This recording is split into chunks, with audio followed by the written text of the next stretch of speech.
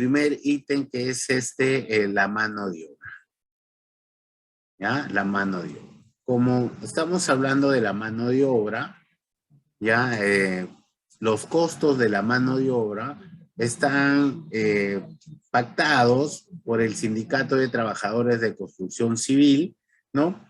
Y por algunas entidades, ¿no? Algunas que tengan relación con la construcción.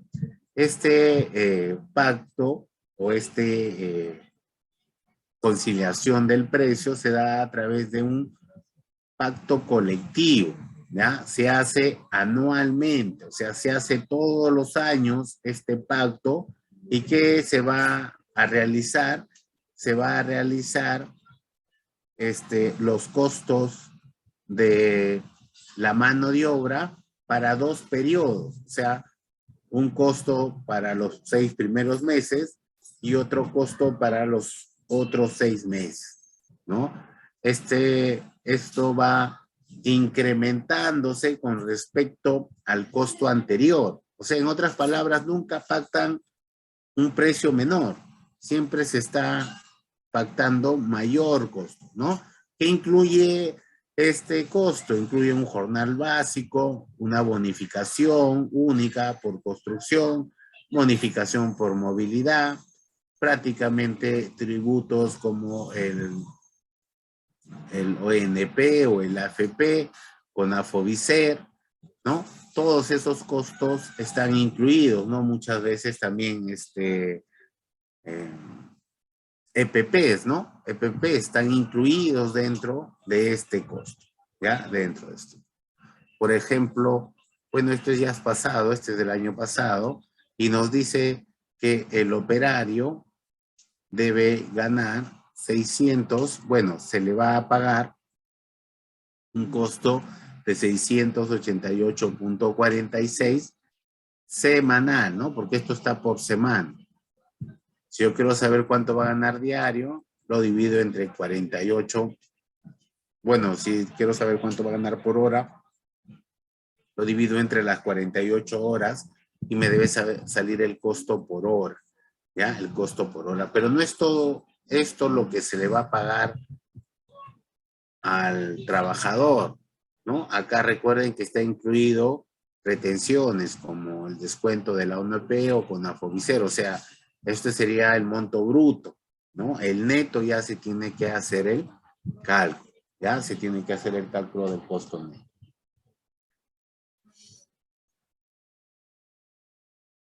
Entonces de ahí sacamos la tabla salarial. Con respecto a los materiales, tenemos que cotizar los materiales. Pues, o sea, tengo que ir a la ferretería y preguntar cuánto cuesta el material. Acá hay que darse cuenta que los precios de los materiales no deben incluir, por ejemplo, alguna oferta, ¿no? ¿Cómo así? Por ejemplo, Sodimac, en algunas ocasiones, durante un periodo de tiempo de una semana o 15 días, él dice, pues, por ejemplo, estas tazas de servicios higiénicos están de promoción y cuestan 50 soles, ¿no? Yo no puedo llevar esa cotización porque esta cotización es una cotización de oferta, ¿no? El real está costando de repente 180 soles. Entonces, lo que quiero decir es que estos precios que voy a poner en el expediente técnico no deben obedecer a ofertas ni a descuento, ¿ya? Deben tener bastante claro ello. En algún momento dejaban que tú presentaras de esta manera, ¿no? Una hoja en Excel, colocabas los materiales, les ponías nombre y un profesional era quien avalaba o daba la garantía de ello. Casi ya no se permite eso, ¿no? Siempre te están diciendo que se presente la cotización de la empresa que está dando el servicio, ¿ya? De la empresa que está dando el servicio. Por ejemplo, a Sodimac o a Promar o alguno de estos centros comerciales, tú envías en un Excel la lista de materiales y ellos máximo al otro día te están enviando esa lista con los precios respectivos, ¿ya? Con los precios respectivos. Entonces, ya no es muy difícil cotizar, ¿no? Simplemente hay que enviar la información. Dentro de los costos de equipos, vamos a saber que esos costos de equipos van a estar en función a dos partes. Los costos de posesión, que son los costos relacionados a la adquisición del equipo, y los costos de operación, que son los costos relacionados a la puesta en marcha del equipo. ¿Ya? Estos costos de posesión, si es una obra por administración directa, prácticamente no existe. Sin embargo, en las obras por contrata sí. Entonces, ¿debo considerar este costo dentro del expediente técnico? Realmente sí.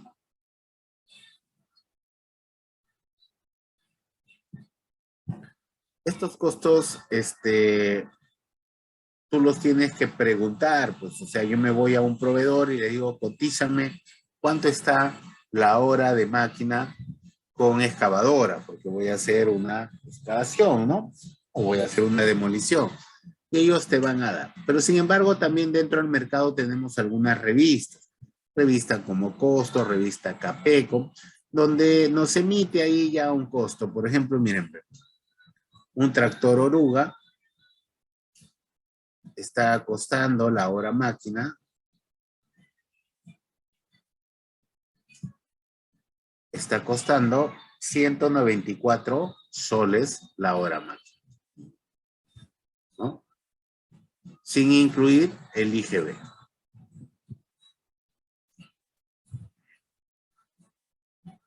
Entonces esos datos son con los que yo debo trabajar, ¿ya? Ahí estoy poniendo demás equipos, por ejemplo, vehículos, equipos de topografía, equipos de compactación, equipos para concreto, para que ustedes puedan realizar sus proyectos, ¿ya? Realizar sus proyectos. Vemos las especificaciones y ya vamos a ver el tema del presupuesto, ¿no? Porque habíamos visto el análisis de precios. Las especificaciones técnicas es una parte, o bueno, una de las partes también bastante importante durante la elaboración de un expediente técnico. ¿Por qué? Porque en esta especificación técnica es donde se van a detallar las características de los trabajos a ejecutar, las características de las partidas, las características de las actividades, ¿no? Va a tener especificaciones generales, como también va a tener especificaciones muy particulares, ¿no? Por no decir específicas, ¿ya? ¿Qué ocurre en estas especificaciones? Describe el trabajo, describe el método de construcción, describe la cantidad o la calidad del material, el sistema de control de calidad o el método de medición y la condición de pago. Ya toda esa información está prevista en la especificación técnica de un expediente, ¿ya? De un expediente.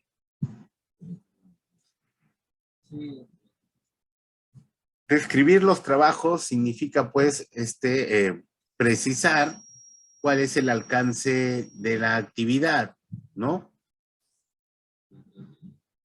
El método de construcción es la forma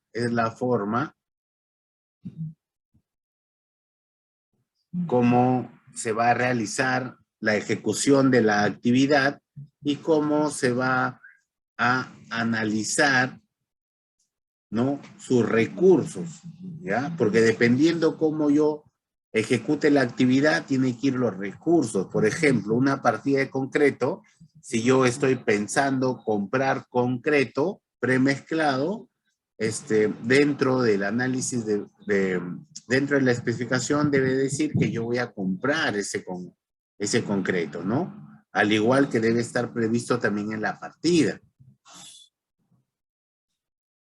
¿Ya? Para dejar un poco en claro en ello, ¿no?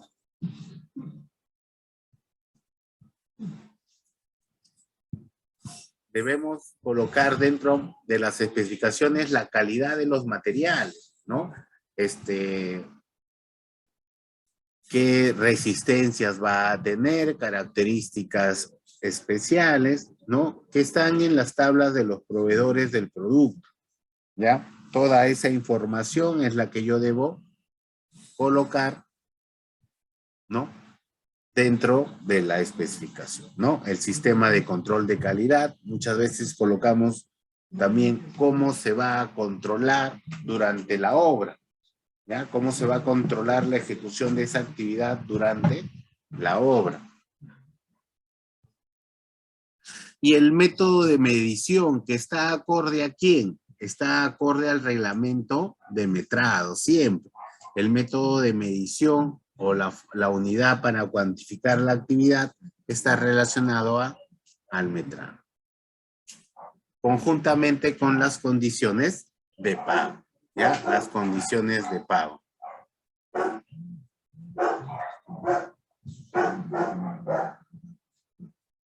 Listo. Vamos a abrir acá. Estamos abriendo los ejemplos, así que vamos por acá. Habíamos hablado de las... ¿no está por acá? Análisis de precios acá. Entonces vamos a mostrar los precios unitarios, ¿ya? De este ejemplo, y normalmente nos lo muestran de esta manera.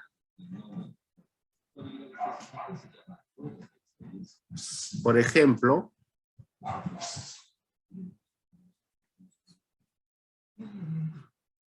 mira, eliminación de material excedente, ¿no? Me dice que va a haber un peón, ¿no? Que va a realizar prácticamente el trabajo de eliminar el material en 6 metros cúbicos por día. Eso es bastante, ¿eh?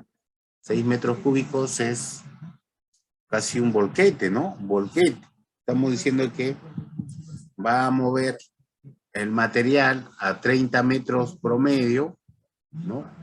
Un volquete prácticamente va a mover durante todo el día de trabajo.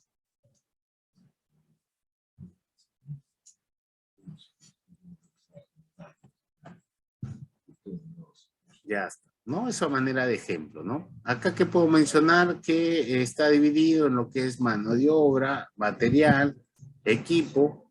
Vamos a ver la unidad. La unidad del recurso no es obligación, o mejor dicho, esta unidad no está restringida con respecto a lo que dice el reglamento de metrados. ¿Cómo así? Por ejemplo acá,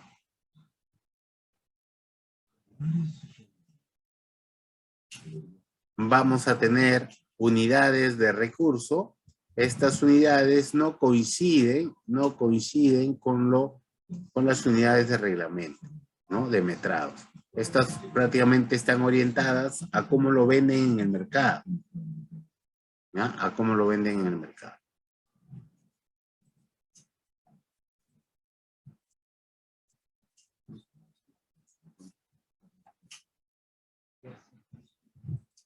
Listo, vamos a ver el otro componente, ¿ya? Y si hay tiempo, seguimos revisando. ¿Ya? Si hay tiempo, seguimos revisando.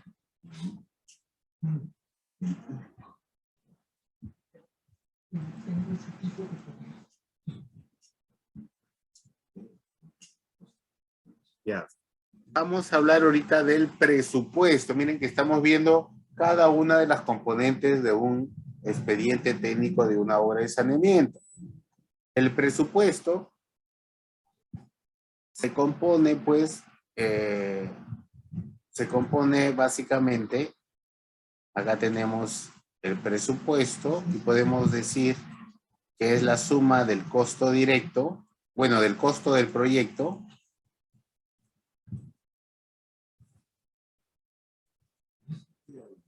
¿ya? Del costo del proyecto más el IGB, ¿ya? Lo pongo acá presupuesto, ¿no? El presupuesto prácticamente es la suma de cuánto cuesta el proyecto más el impuesto general a las ventas, que acá es el 18%.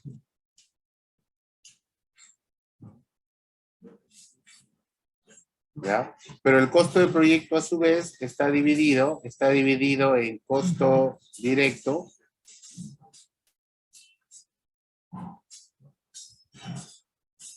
y está dividido en costo indirecto.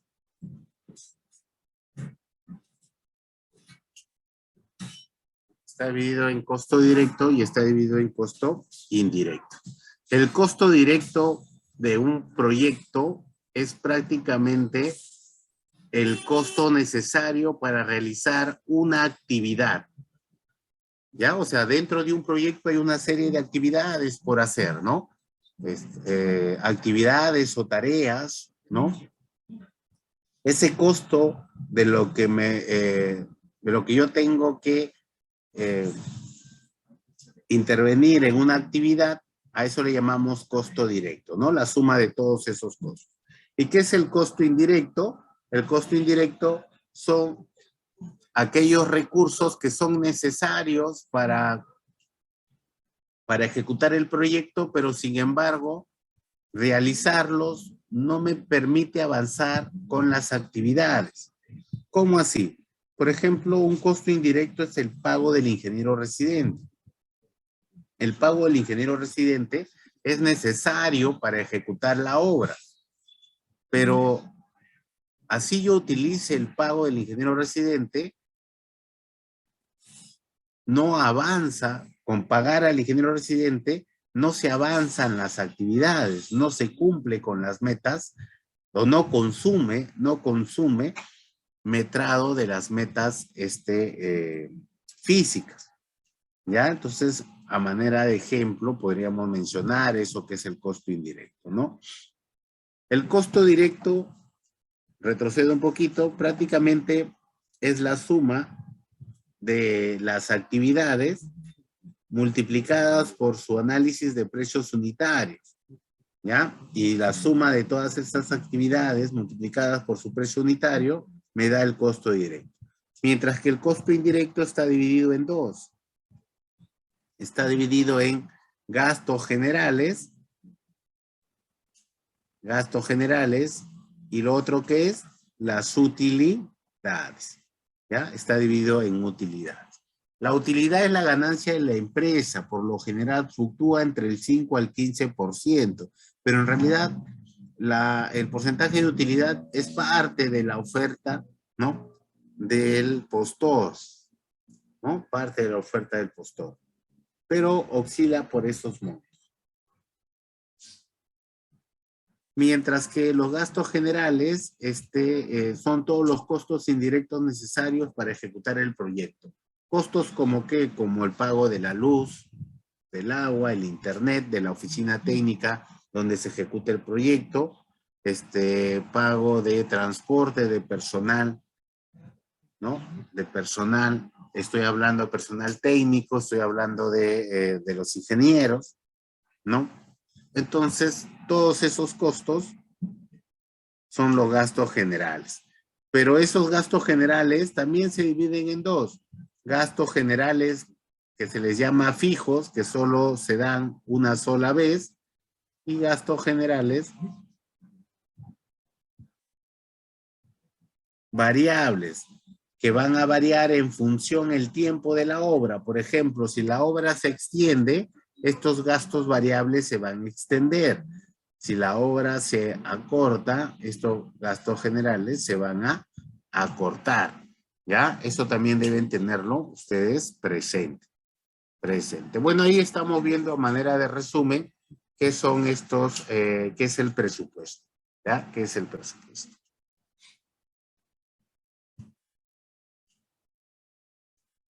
Hay que recordar que en el 2006 cambió la denominación de nuestra moneda. Ya no es el nuevo sol. Desde el 2016 nuestra moneda es el soles, ¿no? Son los soles. Sí ha habido una prórroga para el uso de la denominación de nuevo sol todavía hasta el año pasado, ¿no? Hasta el año pasado. Creo que esa prórroga en estos momentos todavía se puede utilizar en ciertos documentos. ¿ya? En ciertos documentos ya emitidos. No es que ahorita yo voy a generar un documento y voy a ponerle nuevo sol. No, la prórroga no funciona así. Funcionaba para los documentos emitidos, como talonario de facturas, talonarios de boletas, ¿no? Talonario de chequeras, por ejemplo. Entonces, todo eso está permitido todavía utilizar.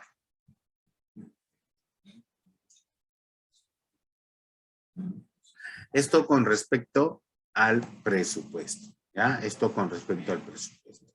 Vamos a hablar de las fórmulas polinómicas, ¿ya? Pero para hablarte de las fórmulas polinómicas, te tengo que mencionar algunas cosas. Por ejemplo, cuando yo elaboro el expediente técnico, tengo que cotizar. Por ejemplo, mira, ahorita estamos 8 de febrero, ¿no? 8, 9 de febrero. Si yo presento el expediente la otra semana, quiere decir que debo tratar de cotizar lo más cercano que pueda a su presentación, ¿no? Vamos a decir que estamos presentando para el 31 de enero. Ya está. Esta sería la fecha del presupuesto. Imaginemos que en esta fecha del presupuesto el cemento cuesta 20 soles. ¿Ya? Cuesta 20 soles. Ustedes entenderán que hay un proceso de selección para que un postor gane la ejecución de la obra con este expediente, ¿no? Con este expediente. Imaginemos que ese proyecto se va a ejecutar en julio del 2022. ¿Ya? 2022. En esta fecha vamos a decir que el cemento está a 40 soles, ¿ya? 40 soles. Entonces acá el contratista ejecuta la obra, ¿ya? Ejecuta la obra y él cuando se da a fin de mes, él no cobra con los precios que están actualmente. Él cobra con un presupuesto del expediente técnico. En otras palabras, el contratista, a pesar que está trabajando, como ejemplo, en julio del 2022, él va a cobrar los recursos con precios de enero del 2022. En otras palabras, él cobraría el cemento a 20 soles, pero a él le cuesta el cemento 40 soles. ¿Eso es justo? Eso es injusto, ¿verdad? Para el contratista. Cobrar precios mucho más bajos de lo que les está costando en realidad ejecutar la obra. ¿Ya? Y si el caso fuera a la inversa, también sería injusto para la entidad. Es por eso que nosotros tenemos una fórmula de reajuste que le llamamos K, ¿ya? Donde colocamos el precio del recurso del mes de ejecución y lo dividimos entre el precio del mes base.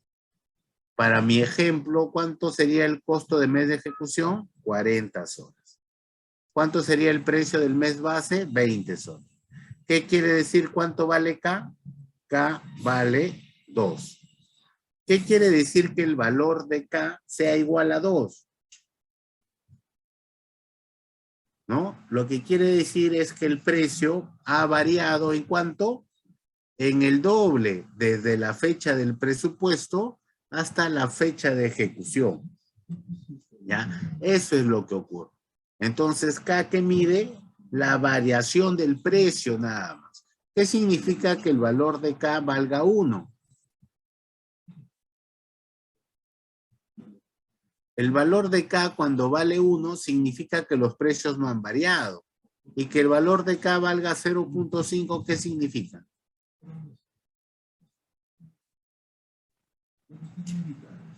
Que los precios han disminuido ¿en cuánto? En la mitad. ¿Ya? En la mitad. ¿Ya? Entonces, nosotros debemos elaborar en los expedientes técnicos una fórmula polinómica que me permita encontrar cuál es esa variación de los precios. ¿Cuál es esa variación de los precios, no? Entendiendo que esta fórmula no trabaja con recursos, sino trabaja con otro elemento. O sea, el criterio es el mismo que en el ejemplo anterior utilizando el cemento, sino que acá se utilizan, ¿qué cosa? Índices unificados. ¿Y qué son los índices unificados?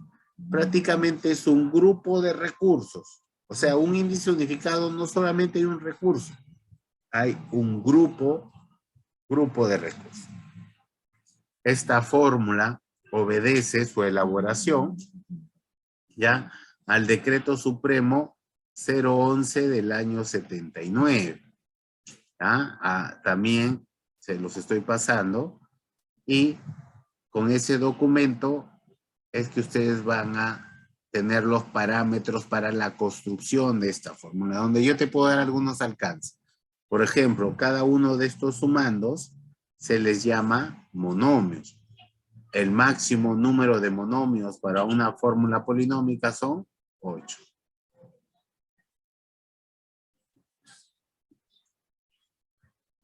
Cada uno de estos monomios está conformado por índices unificados y puede tener un monomio máximo de 3 índices unificados.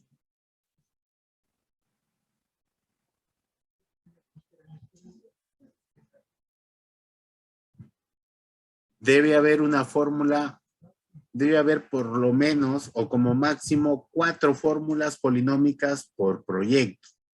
O sea, un proyecto no puede tener más de 4 fórmulas polinómicas.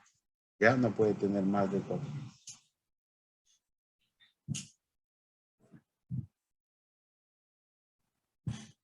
Ya está.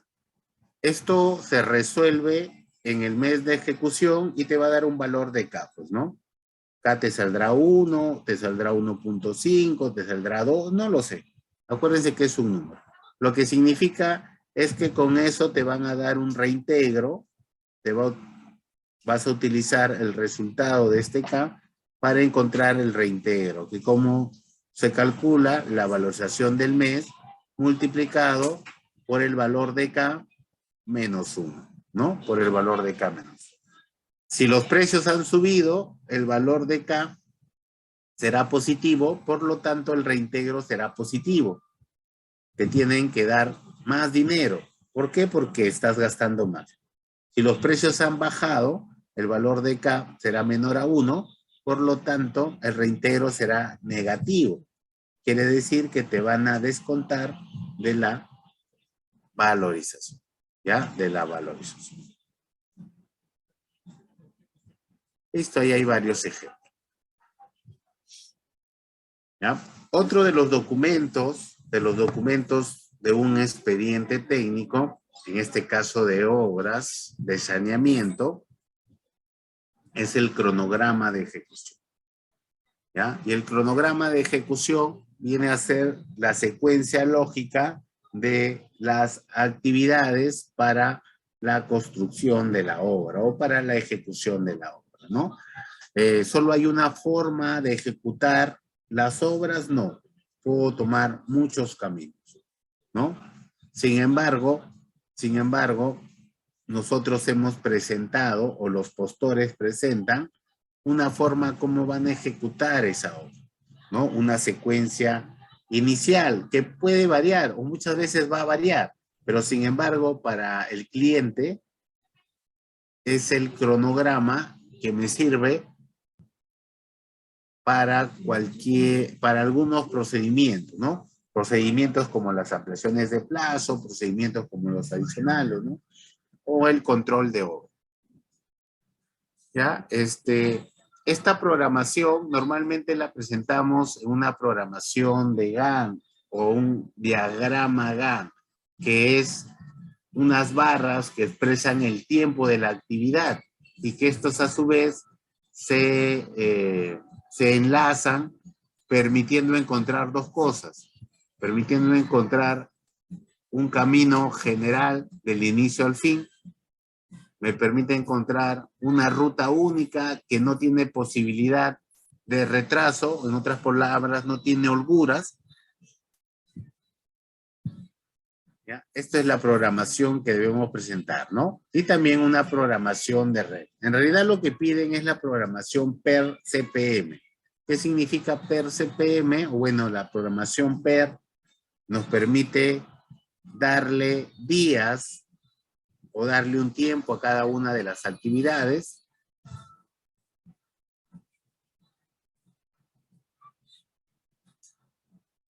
y me permite enlazarlas. ¿Y qué voy a obtener con este enlace? Voy a obtener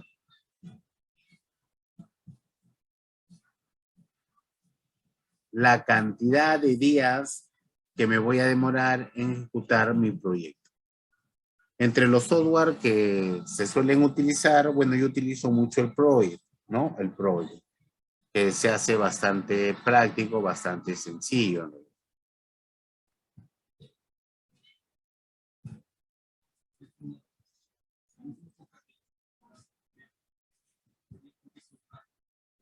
Bien, vamos a ver los planos del proyecto.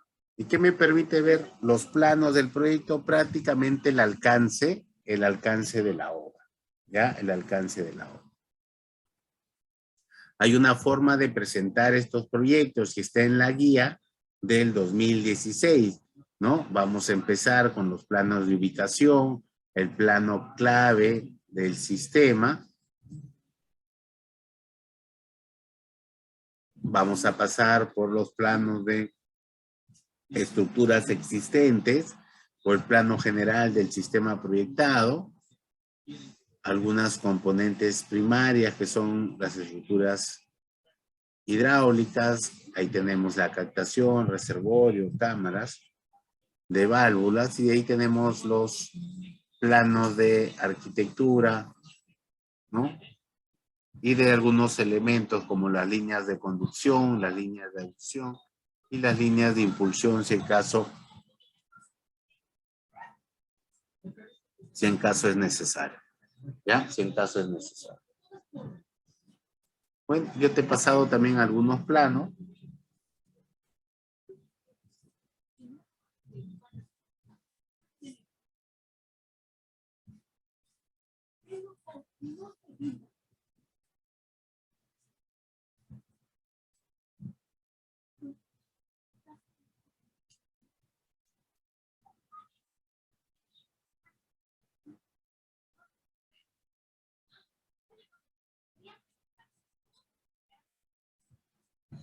Ya, ahí estoy abriendo unos planos para poder visualizar y comentarlos pues en estos momentos.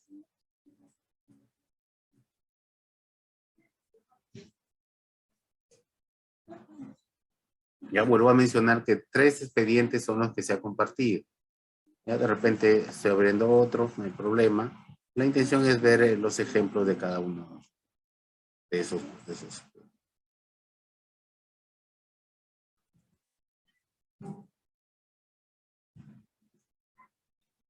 Bien, acá tenemos un proyecto de alcantarillado, ¿no? Ahí vemos la ruta, la parte más alta, acá tendríamos el buzón de arranque.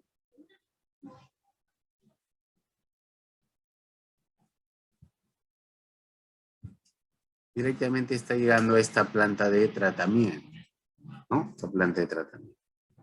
Tenemos los perfiles. En otros cursos con ENCAD también hemos desarrollado el diseño de estos proyectos de saneamiento ya utilizando la herramienta del Civil 3D, ¿no? Donde ya tenemos plantillas que están orientadas a esto, ¿no? Plantillas que están orientadas a esto, ahí lo revisan, ahí coordinan con ellos, ¿no?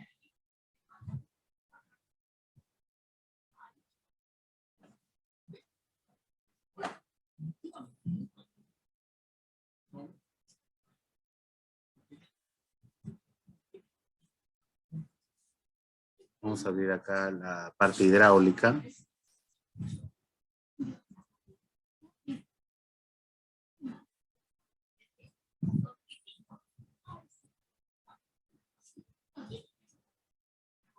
Acá ya tenemos ya las cotas de tapa, las cotas de fondo, los caudales, ¿no? Uno de los parámetros de nuestra norma dice que yo no puedo diseñar ningún tramo de tubería o un tramo de colector con un caudal mínimo de 1.5 litros por segundo, ¿no? Este es el caudal mínimo para cada uno de estos colectores. Si sale menos, tú tienes que amplificarlo a 1.5. ¿Ya? Esto está en la parte de la normativa, ¿no? Lo que está mostrando acá es toda esa información, ¿no? Toda esa información que yo voy a utilizar.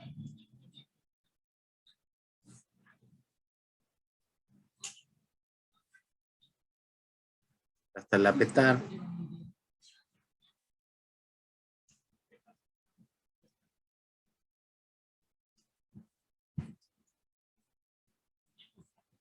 No hay, dentro del ministerio, no hay obligación, o sea, no hay una que me diga que presente pues con un membrete de esta forma o presente con un membrete de otra manera.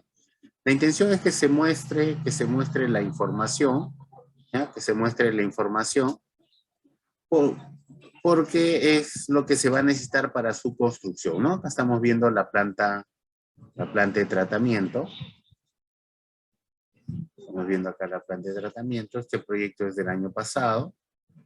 Estamos viendo ahí bueno, como parte de arquitectura. Imagino que hay planos de arquitectura, planos de estructuras. Estos son planos sanitarios donde se está viendo el elemento principal es la instalación de la línea, pues, ¿no? De alcantarillado. Eso es lo que se está requiriendo. Está requiriendo.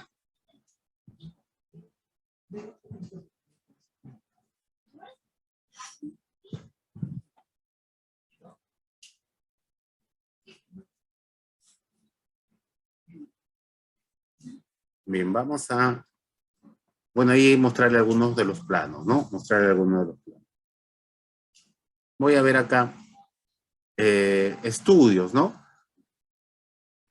En la definición de lo que es un expediente técnico, mencionaba que si es necesario, aparte de los 9 documentos de los cuales hemos hablado en este tiempo, ¿ya? Si era necesario, se tenían que también tener en cuenta un estudio de suelos, un estudio de impacto ambiental, ¿no?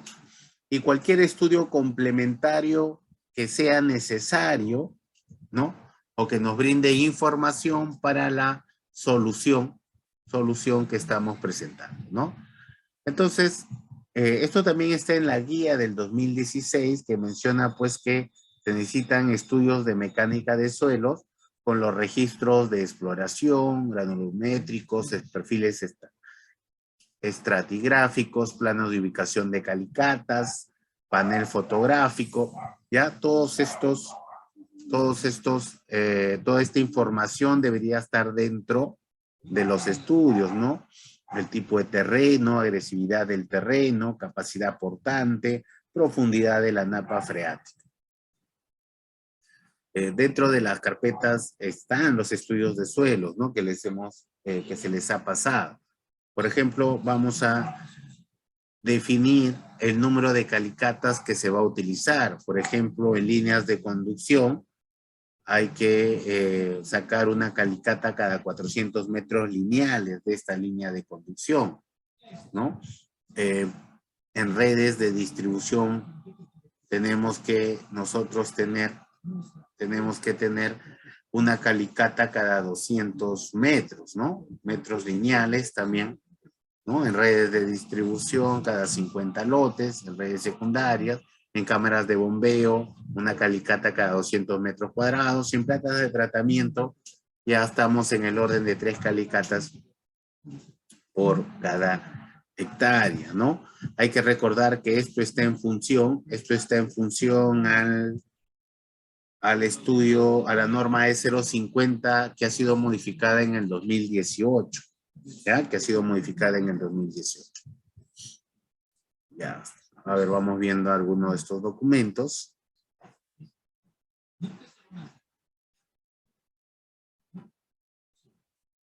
A ver,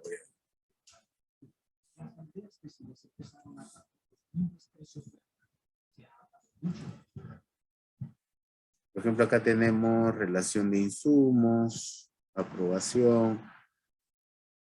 Bueno, quería mostrarles el estudio de suelos, pero a ver, vamos a ver si alguno lo tiene. Voy a ordenarlo, ya está.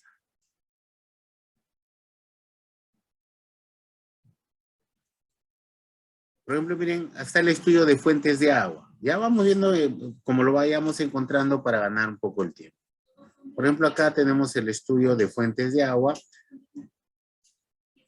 ¿no? Que el objetivo es conocer la distribución espacial de las fuentes de agua superficial, el diagnóstico de las características generales, conocer el potencial o rendimiento hídrico, ¿no? Conocer el estadio situacional del uso de las fuentes de agua. Toda esa información debería estar en este documento, ¿no? En este documento.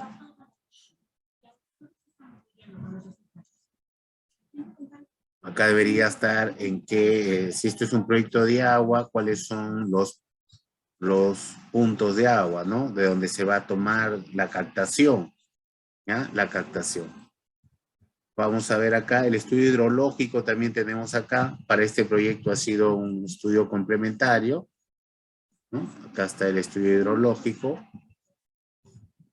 que lo que busca es describir, evaluar, cuantificar y simular el funcionamiento de la cuenca como un sistema hidrológico integral para la gestión de los recursos hídricos, ¿no?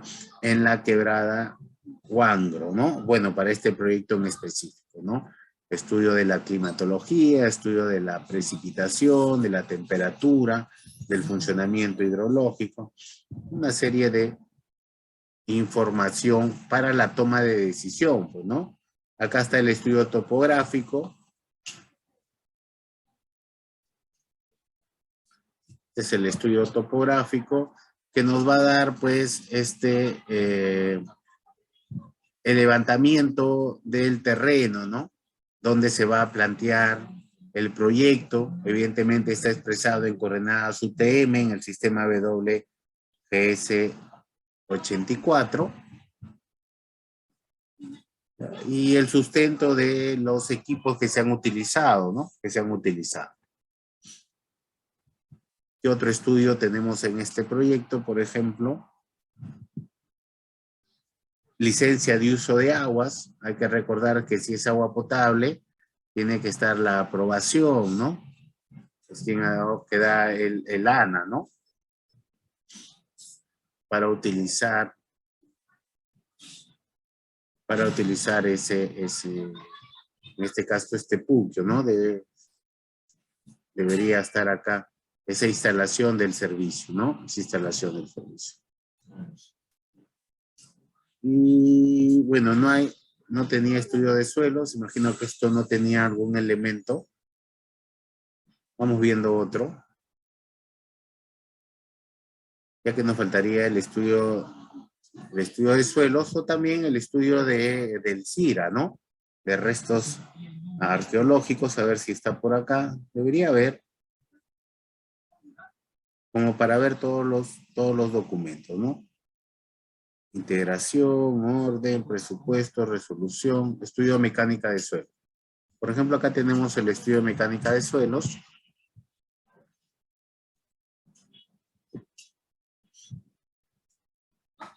¿Ya? ¿Cómo puedo saber? Miren, este estudio ya está desfasado, porque es de julio del 2017. Ya ningún proyecto en estos momentos van a aprobar con estudios menores al 2018, ¿no? ¿Por qué? Porque no se entiende de que no cumple con la norma, ya que la norma ha sido actualizada en el 2018, ¿ya? En el 2018. Entonces, por ahí, este estudio no está cumpliendo a cabalidad. Vamos a buscar por acá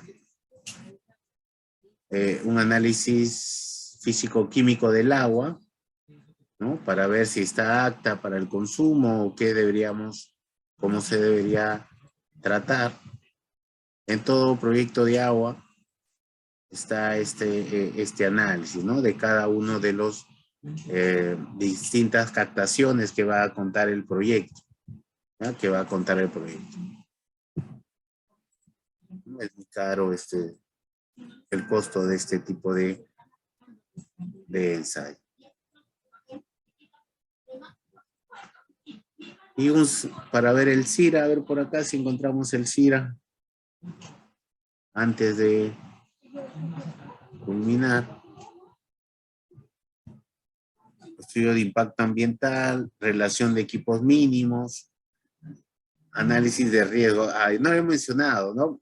Todo proyecto tiene que tener un análisis de riesgos, ¿no? En base a la directiva del OCE, donde se evalúan, creo, entre 10 a 12 situaciones y se va a definir quién es el responsable si en caso ocurriera, si es la entidad o es el contratista que va a ejecutar la obra, ¿no? ¿Esto por qué? Porque al mismo tiempo que se identifican estos riesgos, se dan pautas para que se mitigue, ¿no? Y si no se ha seguido a cabalidad, se le genera una responsabilidad y muchas veces está relacionado con las modificaciones al contrato, ¿no? Que son los proyectos adicionales, las obras adicionales, o son de repente las ampliaciones de plazo. Todo ello se tiene que verificar. Bien, eso es lo que se ha querido mostrar el día de hoy en este PPT, ¿no? Compartir el material, ¿no? De este tipo de proyectos, un alcance muy, muy rápido, muy breve, pero eh, se ha dado prácticamente toda la información necesaria, ¿no? Toda la información necesaria que contempla obras, ¿no? De saneamiento. Yo no sé si habrá alguna consulta de parte de ustedes para poder absolverla.